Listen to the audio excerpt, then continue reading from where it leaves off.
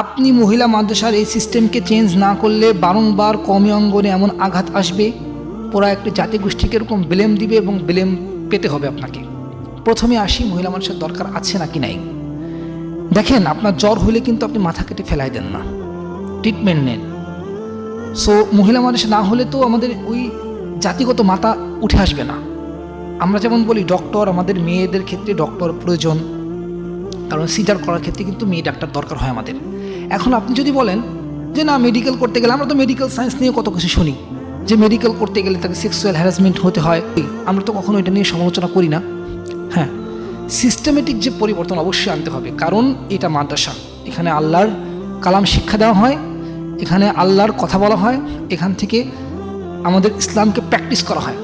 এই জায়গায় যদি এই ধর্ষণের মতো ঘৃণ্য কাজ হয়, অবশ্যই প্রতিবাদ করা উচিত। এটার সমাধান খুঁজতে হবে, শুধু আমাদের না, গভর্নমেন্ট থেকে শুরু করে সবাই যেন এটা সমাধান করে, এ বিষয়ে আমি একমত। সিস্টেমেটিক পরিবর্তন আনতে হবে।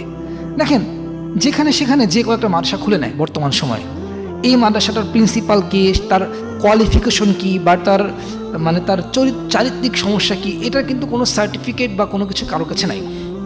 তো দিন শেষে যোগ্য মানুষরা দেখা যায় অযোগ্য স্থানে থাকে যায়, আর অযোগ্যরা দেখা যাচ্ছে এমন মানুষের ইমোশন ভাঙিয়ে, মানুষকে খুবই ইমোশন করে এই ব্যবসাগুলো চালায় যায় ঢাকা শহরে বা বিভিন্ন জায়গায়।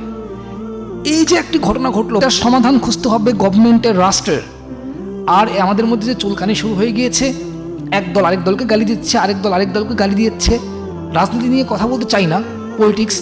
দেখেন, সংসদের মধ্যে একটা সার্কাস, জামাত বিএনপিকে নিয়ে বলতেছে, বিএনপি জামাতকে নিয়ে বলতেছে, কি একটা অবস্থা। মানে রাজনৈতিক কোন্দলের কারণে ইসলামকে নিয়ে কথা বলা হচ্ছে। সেদিন একটা কথা যেহেতু চলে আসছে, সংসদ সদস্য নীলুফাই হোক, উনি যে জাকাত নিয়ে একটা কথা বলেছে, এটাও কিন্তু সাংঘর্ষিক, এটাও কিন্তু আমাদের অন্তরে লেগেছে। এই বোনের সাথে যে কাজটা হয়েছে, আপনারা কে কে আমি জানি না, এটার সাথে এখনো পর্যন্ত মাদ্রাসার হয়েও কারা কারা সাপোর্ট নিচ্ছেন আমি জানি না, বাট এটার ঘোর বিরোধী হওয়া উচিত। কার্যত এই কাজগুলা হোক মাদ্রাসায়, হোক স্কুল কলেজে, হোক ইউনিভার্সিটিতে, সব জায়গায় এটাকে প্রতিরোধ করা উচিত। আর হ্যারাসমেন্ট নট অনলি ফর মাদ্রাসা, এটা আমরা স্কুলেও দেখতে পাচ্ছি, কলেজেও দেখতে পাচ্ছি, সব জায়গায় এটা চলে। তবে মাদ্রাসাটা হয়তো একটু কম, ওটা একটু বেশি। কিন্তু আমার কথা, মাদ্রাসাটা কেন হবে, এটা রাইট। সিস্টেমেটিক পরিবর্তন কেমনে আনা যায় এ বিষয়ে কথা বলি। সিস্টেমের পরিবর্তন আনতে হলে প্রথম কথা হচ্ছে মাদ্রাসা থেকে ফুললি পুরুষ বাদ দিতে হবে। হ্যাঁ, কিছু কিছু মাদ্রাসা, যেমন ধরুন যেখানে 4000 5000 যদি কোনো ছাত্রী থাকে, ওইখানে সব মহিলা টিচার, একজন খুব ভালো মানের সাইকুল হাদিস গিয়ে একটা পর্দা মেনটেন করে যদি কেউ ক্লাস নিতে পারে, ওরকম সুযোগ থাকে, সেই ক্ষেত্রে ঠিক আছে। বাকিবাদ এই নর্মাল হেফসখানায় বা নর্মাল জায়গায় আমার মনে হয় না যে পুরুষ টিচারের আসলে প্রয়োজন আছে। এটা জাস্ট একটা ব্যবসায়িক মাধ্যম। মানুষ আসলে অনেক জায়গায় ব্যবসা খুলে নিয়েছে, অনেক জায়গায় মন থেকে করে। আসলে এটা বলতে আসলে আমার খুবই কষ্ট লাগছে, আর আমি নিজেও আপসেট আজকে। আর আসলে আমরা লজ্জিত, আমরা কোরআন হাদিস নিয়ে কথা বলি, এই অঙ্গনে যদি এরকম কাজগুলো হয়, আমরা আসলে নিজেরাও লজ্জিত, প্লাস এই ধরনের কুলাঙ্গারদের কারণে আমাদের সবার যে একটি ব্লেম আসে, এটা আসলে আমরা নিতে পারি না।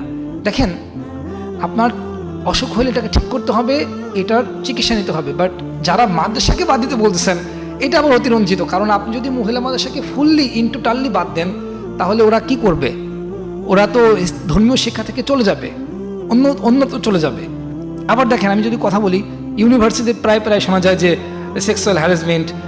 স্কুলের ঘটনা শুনলাম যে 9-এ একজন টিচার নাকি 9-এ একটা বাচ্চাকে বাসায় গিয়ে রেপ করেছে, বিভিন্ন সেক্সুয়াল হ্যারাসমেন্ট করে। এগুলার কিন্তু ইডেনের, আমরা বিভিন্ন জায়গার এরকম অনেক নলেজ আমরা পাই আসলে। তখন কিন্তু আমরা এত কাদা ছোড়াছুরি করি না, কিন্তু আজকের কাদা ছোড়াছুরি দেখছেন অতিরঞ্জিত মাত্রায়।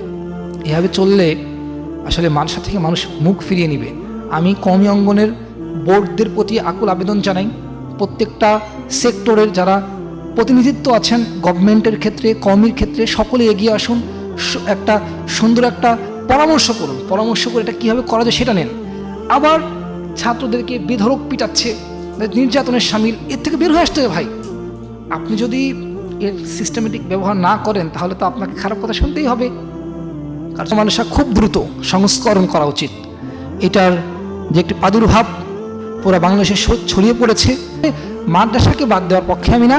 কারণ মাদ্রাসাকে বাদ দিলে একটা জাতিগোষ্ঠী বাদ হয়ে যাবে, ওইখান থেকে ধর্মীয় শিক্ষার অভাবে একটা, এমনিতেই দেখেন না আমাদের তো অটোমেটিকলি বাংলাদেশে মানে কি বলে, ইসলাম বিদ্বেষী অভাব নাই। সো আরও যদি আমরা এটা নিয়ে কথা বলতে চাই, ইসলামের বিরুদ্ধে চলে যায়, তখন দেখা যাবে এই বিধর্মীরা বা এই চক্রান্তকারীরা আরও আমাদেরকে পেয়ে বসবে। আর যদি আল্লাহ পাক রব্বুল আলামিন আমাদের সকলকে বুঝে এই যে সিস্টেমেটিক্যাল পরিবর্তন করার উপলক্ষে আমাদেরকে সুন্দর একটি গভর্নমেন্ট এবং কওমি সংগঠন এবং মাদ্রাসা সংগঠন, মহিলা মাদ্রাসা সংগঠন সকলে মিলে একটি পরামর্শের মাধ্যমে যেন আমরা সমাধান পাই, এই প্রত্যাশা করব। আসসালামু আলাইকুম ওয়া রাহমাতুল্লাহি ওয়া বারাকাতুহু।